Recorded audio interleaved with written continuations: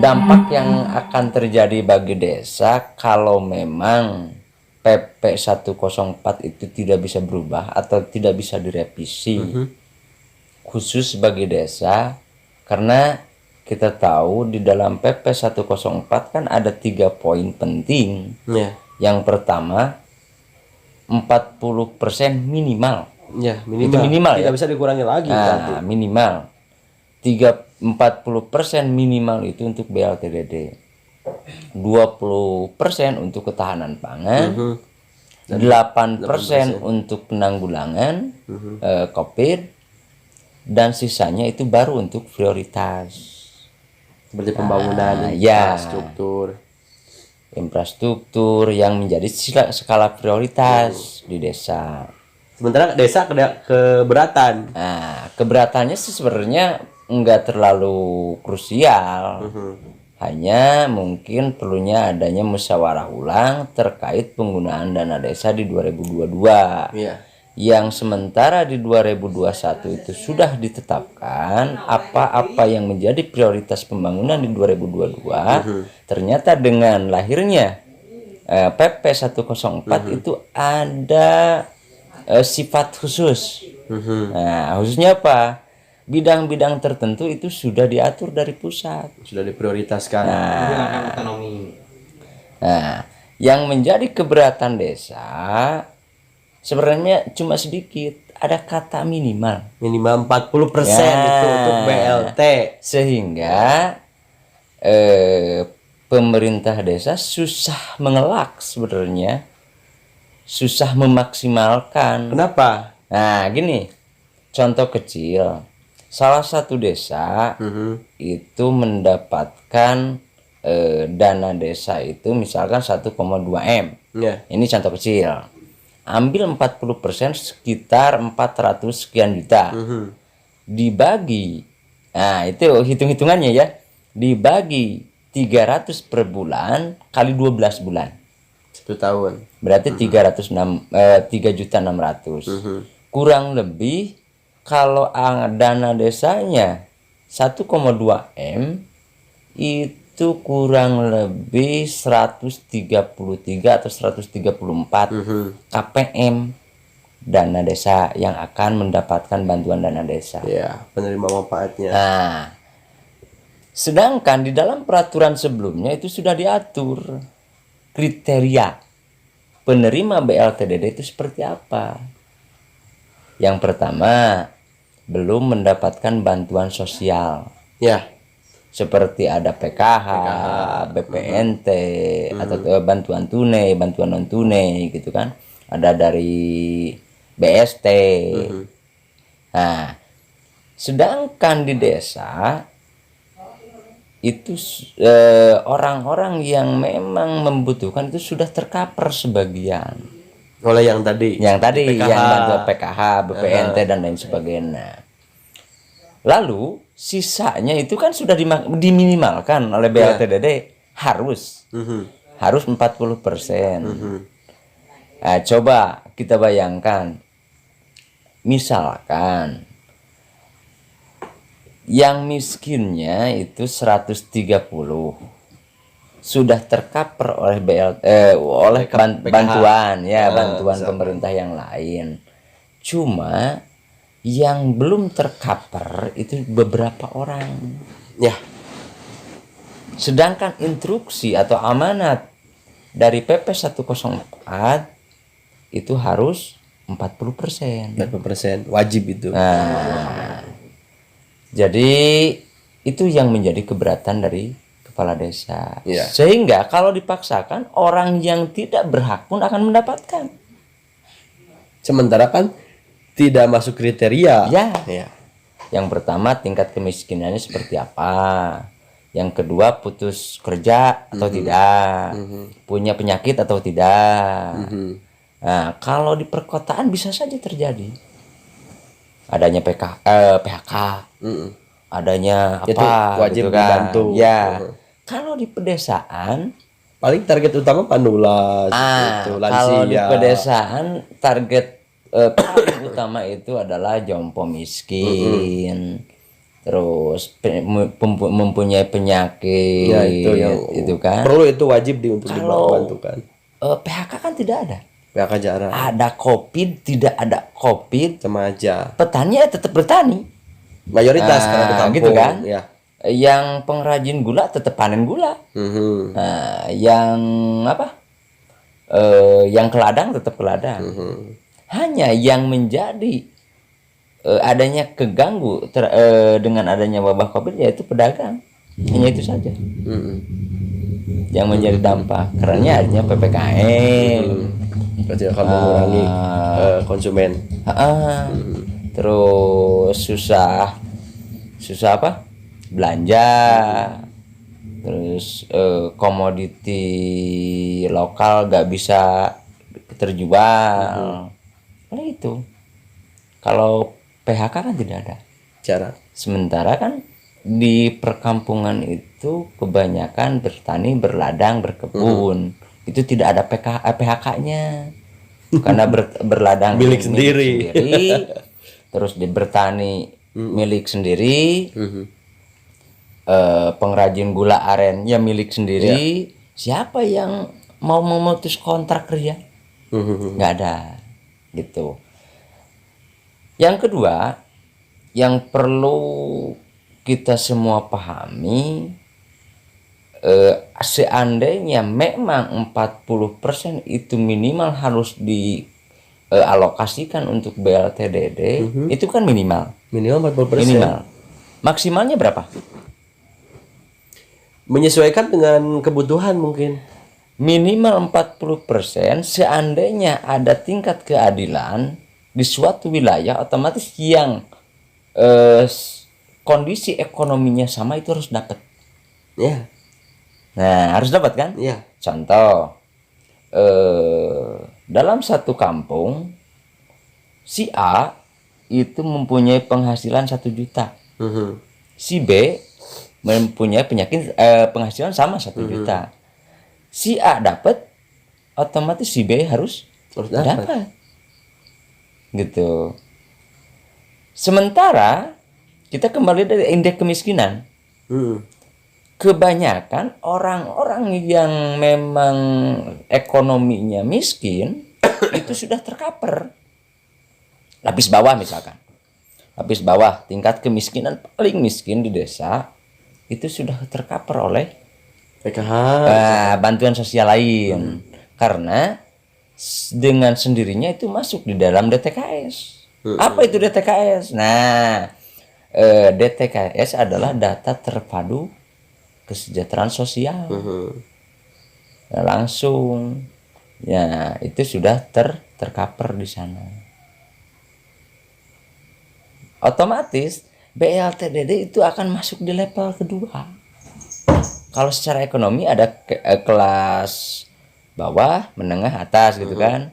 Nah, sebagian akan menyisir ekonomi kelas bawah. Sebagian besar itu akan menyisir untuk memenuhi kuota 40% gitu ya. Akan menyisir kaum menengah. Kaum menengah. Dan itu lebih daripada 40%. Itu yang menjadi keberatan. Yang kedua, itu akan terjadinya gejolak sosial. Nah, disadari atau tidak disadari, dengan banyaknya bantuan dari pemerintah itu merubah kultur sosial kemasyarakatan. Pasti. Kita dengan adanya bantuan sosial, baik bantuan tunai, non tunai, PST dan lain sebagainya, itu sedikit demi sedikit sudah menggerus budaya yang ada di suatu wilayah. Contoh, wilayah perkampungan itu kental dengan adanya kerja bakti. Nah, dengan banyaknya bantuan sosial sekarang susah untuk melaksanakan gotong royong, susah kerja bakti. Susah. Soalnya gini, Pak RT nyuruh kerja bakti atau gotong royong ke salah satu warga, jawabannya cuma satu. silakan aja yang kerja bakti atau yang Cukup gotong yang royong dapat aja. yang dapat bantuan karena saya tidak dapat. Misalkan mereka itu tidak diakui mungkin.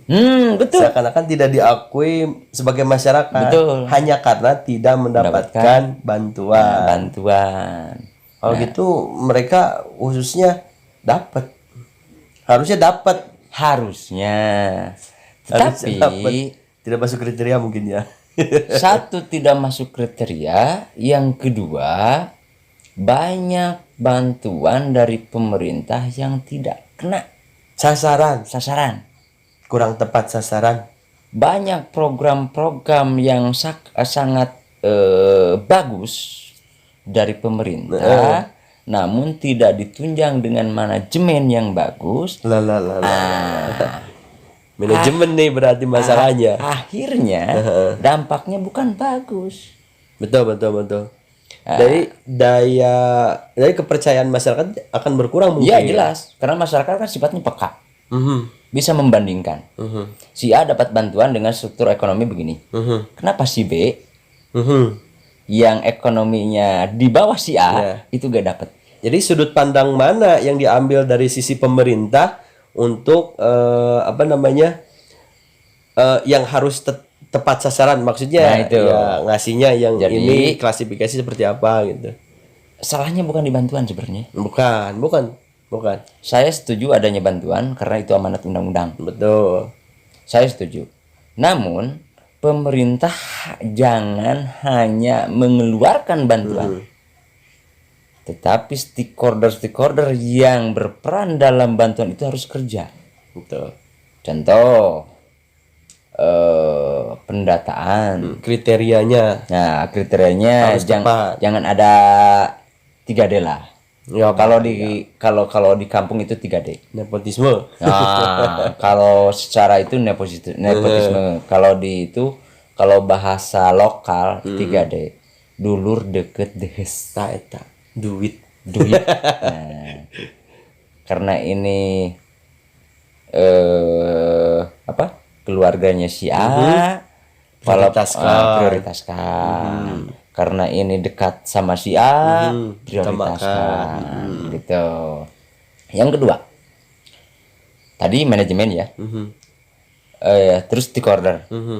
Mulai dari Kementerian Sosial punya karyawan sampai dari bawah sampai ke atas itu harus balance. Harus pertanggungjawabannya benar-benar. Karena mengapa? Pak Presiden itu tidak tahu. Betul. Misalkan gini, tidak tahu. misalkan gini, saya punya kendaraan bermotor, mobil, tanahnya hektaran, contohnya gitu, dapat bantuan. Pak Presiden nggak tahu. Nggak tahu. Yang tahu siapa? Ya, Tetangganya. betul. Tetangganya yang akan menilai. Ya. Yang disalahkan siapa? Bu RT, Pak RT, Pak Kades. Betul. Seolah-olah tidak diusulkan. Itu merasa tidak diakui. Tidak diakui. Padahal di sisi lain, contohnya gini, saya pernah ngobrol. Setiap bantuan itu ada orang yang bertanggung jawab. Contohnya ada PKH. Betul. Bantuan Keluarga Harapan. Ya. Ada pendamping PKH. Betul, petugas khusus. Nah, bertugas mendampingi mulai dari update data, verifikasi data, apakah orang itu layak atau tidak, sampai peningkatan ekonomi Ya. setelah mendapatkan. Karena ada sistem lulus dari bantuan tersebut. Iya. Di PKH. Gitu. Itu.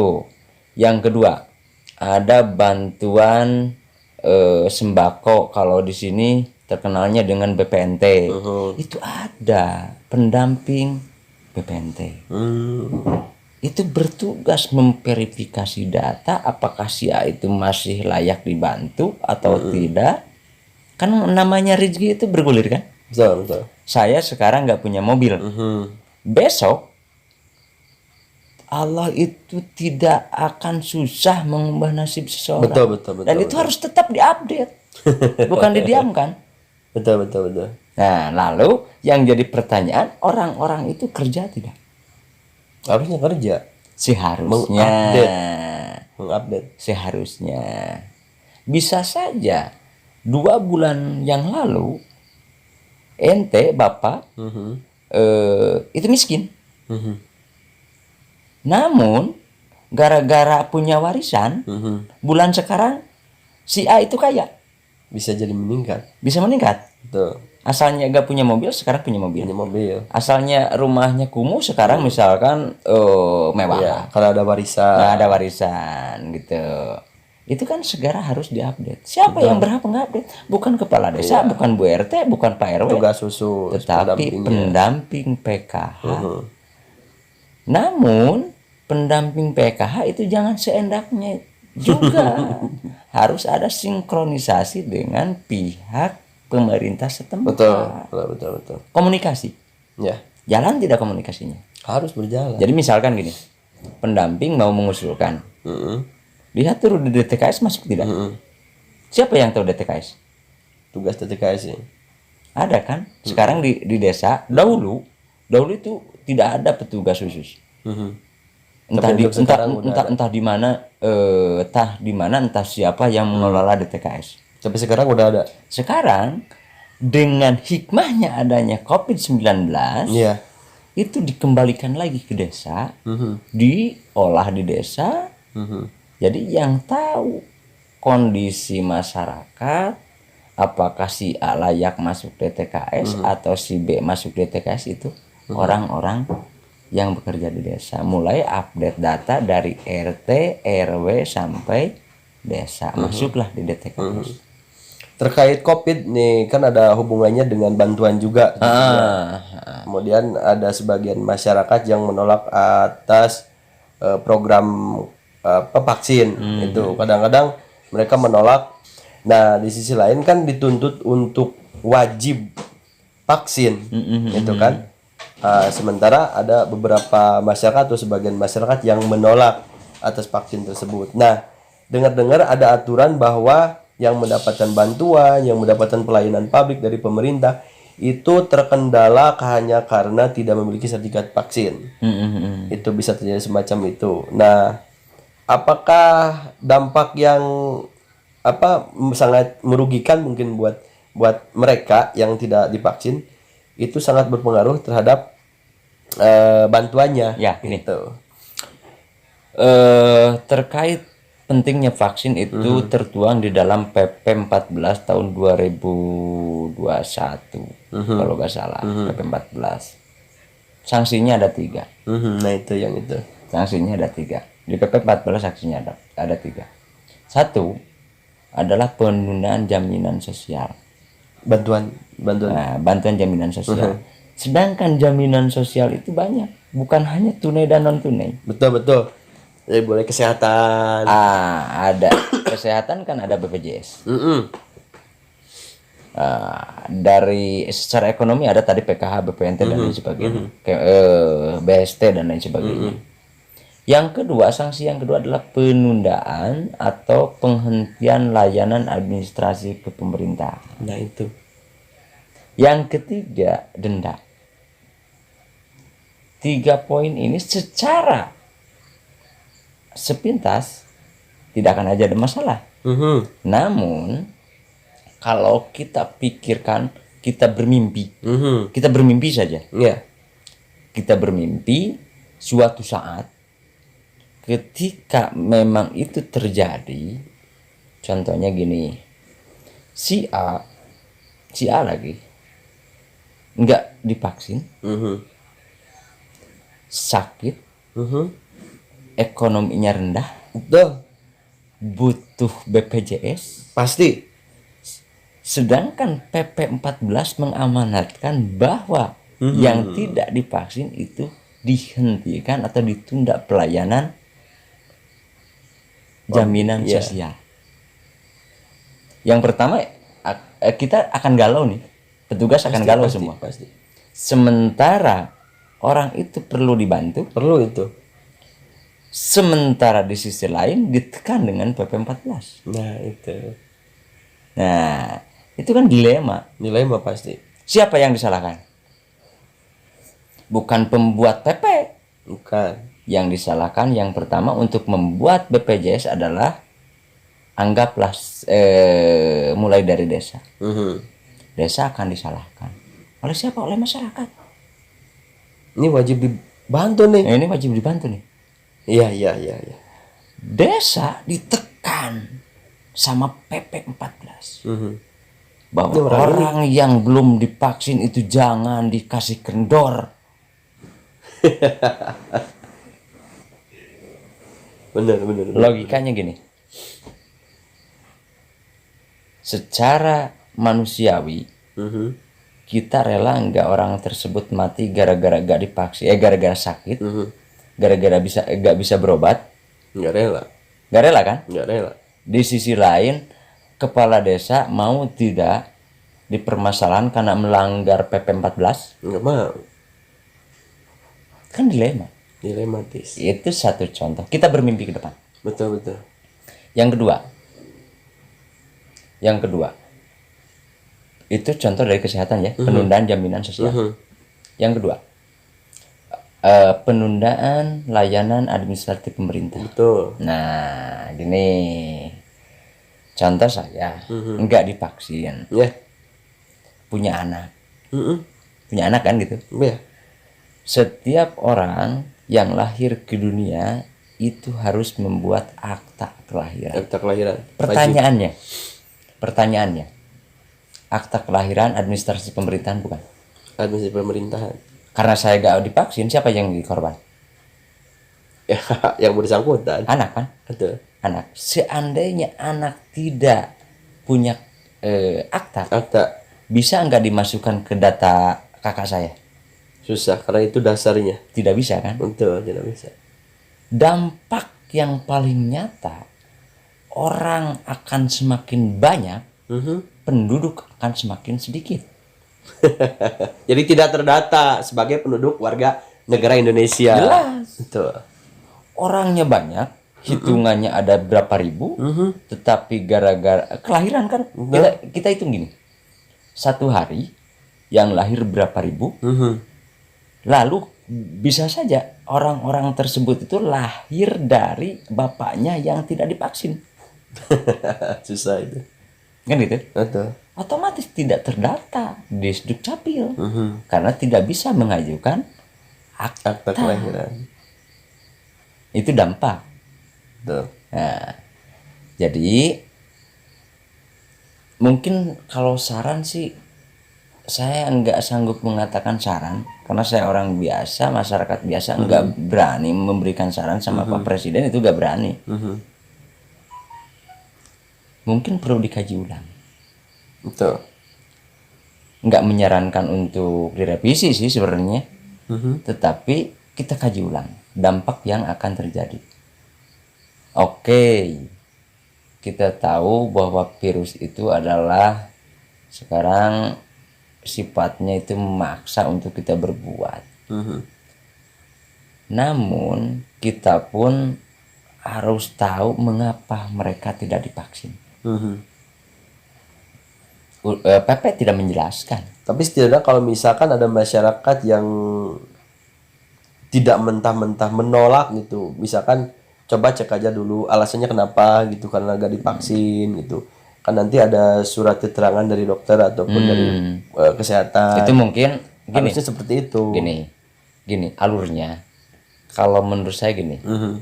Satu, harus ada alasan yang jelas tidak divaksin. Ya, karena mungkin kelemahan di misalkan tidak lolos screening dan lain apa gitu, atau punya penyakit lain. Betul. Gitu kan. Itu mah perlu kasih. Itu kan harus ada pertimbangan. Iya, pasti ada surat keterangannya. Yang kedua, misalkan orang ini menolak dengan ya pokoknya frontal. Dasarnya menolaknya apa? Saya nggak tahu. Nggak, maksudnya saya nggak mau aja mungkin gitu. Nggak mau, pokoknya saya nggak mau divaksin, nggak bisa disuntik misalnya. Kalau tindakannya seperti itu, pertanyaannya, PP ini sudah disosialisasikan belum? Oh, udah. Karena udah diterapkan. Nah, sudah disosialisasikan belum? Apakah semua masyarakat sudah tahu? Saya pikir ya memang seluruh masyarakat sih belum Nah, gitu. kan Secara gini. keseluruhan mah. Sejauh mana usaha pemerintah untuk mensosialisasikan aturan? Peraturan. Bisa saja menolak karena tidak menolak karena belum tahu aturannya. Iya. Tidak ada kejelasannya mungkin atau Cuma definisinya. dengar-dengar dari orang gini apa dan lain sebagainya gitu kan. Bisa saja menolak gara-gara takut. Takut dengan berita-berita hoax, Iya, misalkan betul, gitu. Kan sekarang media banyak, internet banyak, bisa oh di sana divaksin mati dan lain sebagainya kan gitu. Nah, banyak media yang meng-up berita seperti itu. Lalu stakeholder yang bertanggung jawab mensosialisasikan PP tersebut sudah sampai face to face orang ke orang tidak? Ya, iya, memang. Nah, contoh PP lahir, bupati tahu,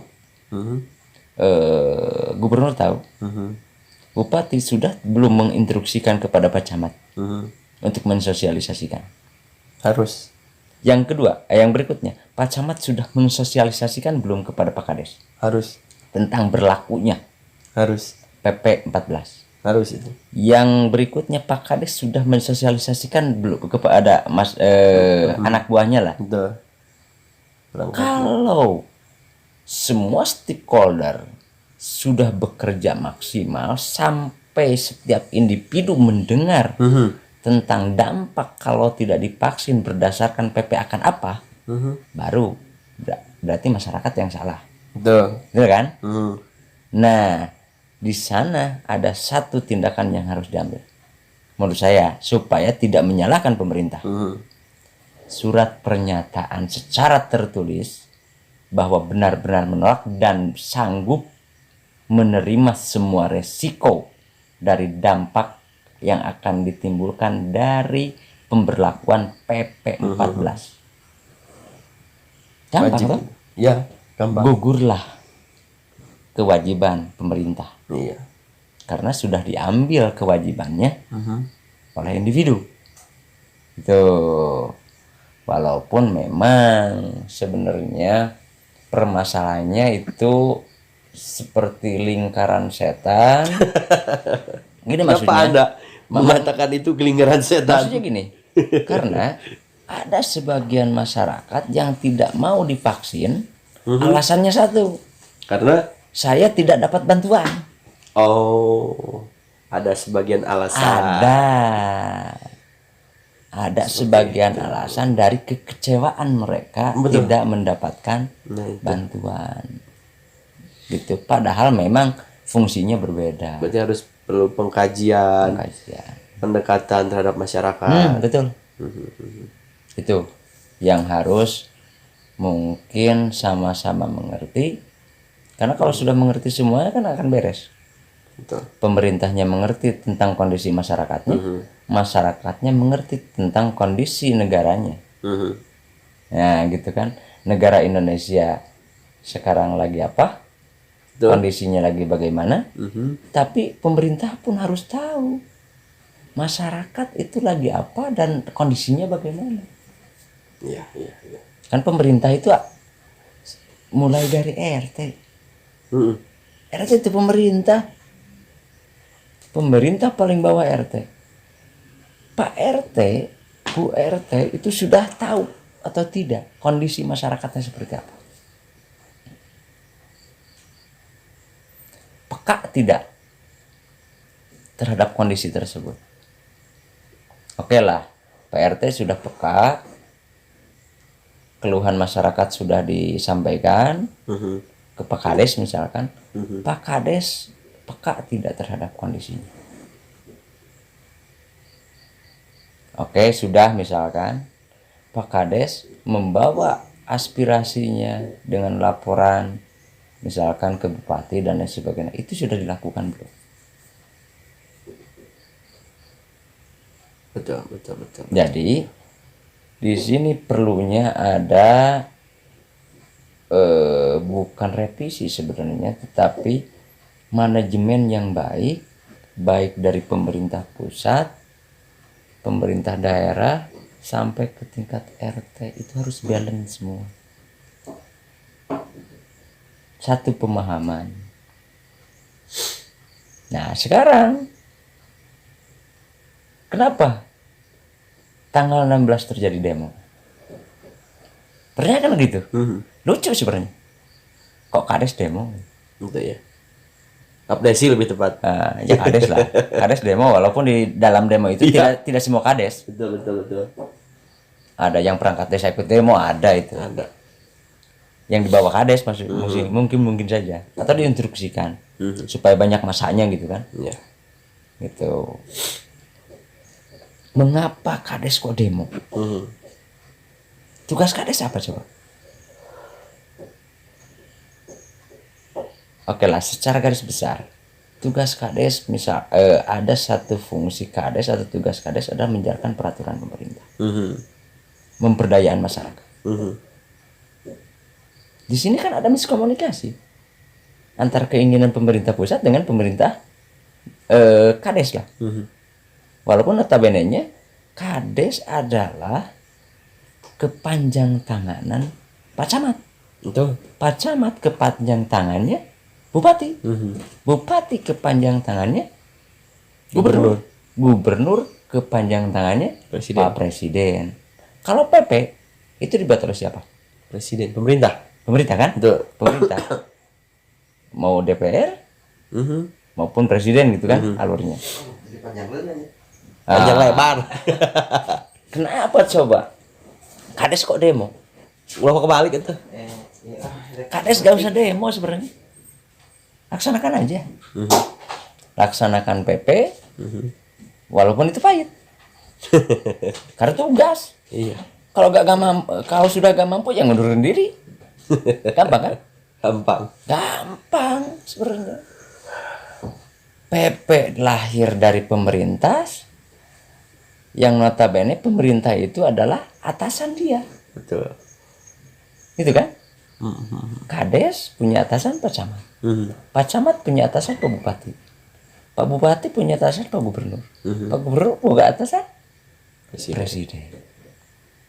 Lalu lahirlah PP yang seharusnya gak usah diprotes sama bawahan. Laksanakan saja, memang itu tugasnya. Apapun resikonya. Iya. Apapun resikonya. Memang yang digunakan untuk kegiatan PP 104 itu uang Kades? Ya. Bukan kan? Bukan. Uang negara dari APBN. Iya. APBN yang punya siapa? Negara. Pusat Pemerintah, kan? Pusat kan? Betul. APBN ditentukan oleh pemerintah pusat, kok diprotes sama daerah atau sama desa? Tidak logis. Betul. Kalau Kades mau punya pemikiran sendiri, ya harus punya APBDes. Nah itu yang diterapkan mungkin harusnya. Atau punya PADes. Pendapatan asli desa. Berpikir Kades supaya punya penghasilan sendiri, supaya nggak demo. Ya, mengolah alam yang ada di desa. Pemerintah pusat tidak akan intervensi terhadap penghasilan asli desa. Karena itu rumah tangganya. Kalau berbentuk dana desa, alokasi dana desa, itu aturannya bukan aturan Pak Kades.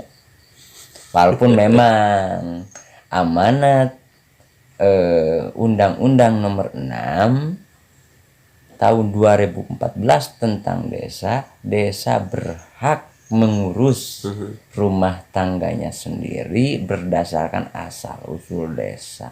Namun yang perlu digarisbawahi, sekarang kondisinya seperti apa? Masa pandemi. Sehingga lahir sebelum PP 104 lahir, kan ada Undang-Undang Nomor 2 tahun 2020 penanggulangan pandemi. Padahal itu sifatnya sangat urgent. Kalaulah Kades mau demo, sebenarnya demolah dari dulu. Demolah dari dulu. Iya. Ketika lahir Undang-Undang Nomor 2. Ayo kita bandingkan. Kita bandingkan saja gini.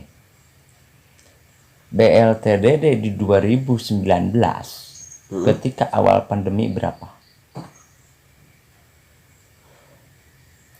Yang pertama kan 600.000 per KPM.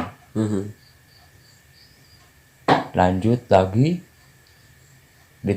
selama kalau nggak salah 3 bulan.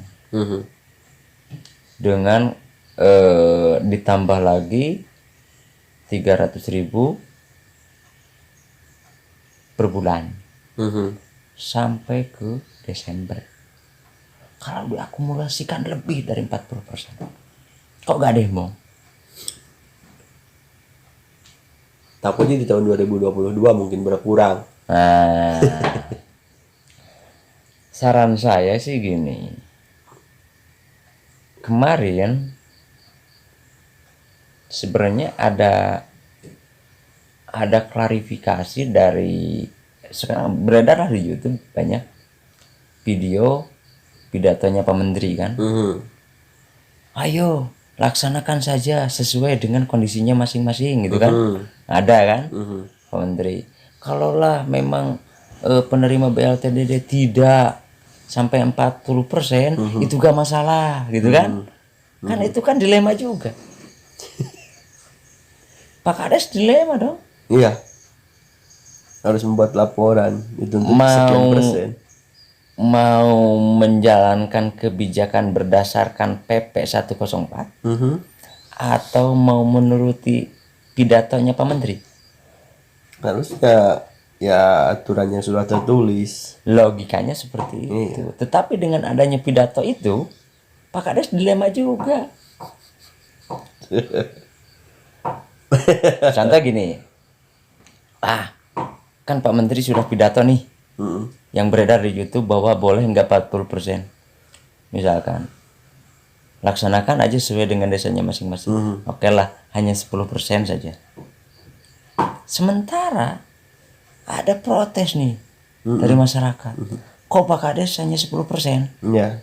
Padahal kan aturannya 40%. Kan PP 104 itu udah pasti minimal 40% gitu kan. Nah, itu sudah dikurangi lagi oleh desa misalnya.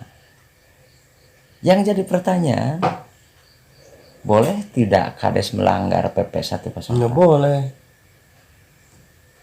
Kalau menurut aturan, kalau menurut pidato mah ya mungkin sah-sah saja.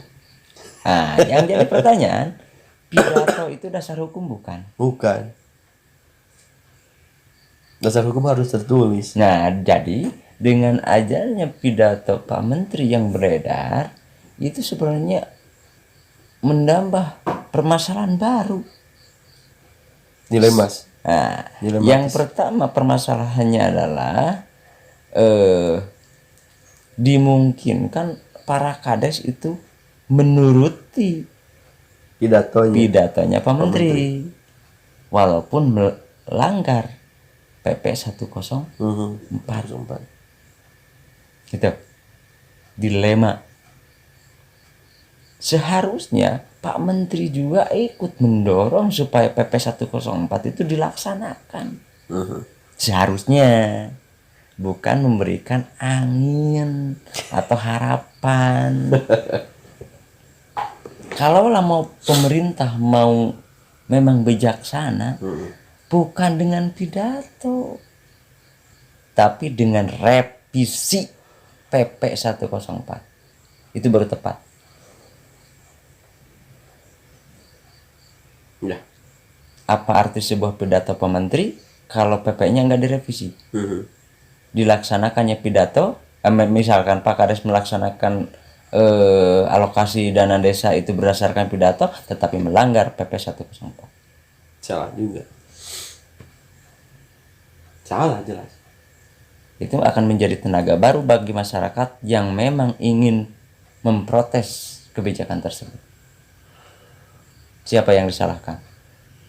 Kades dan kawan-kawan. Udah. Titik. Ketuk.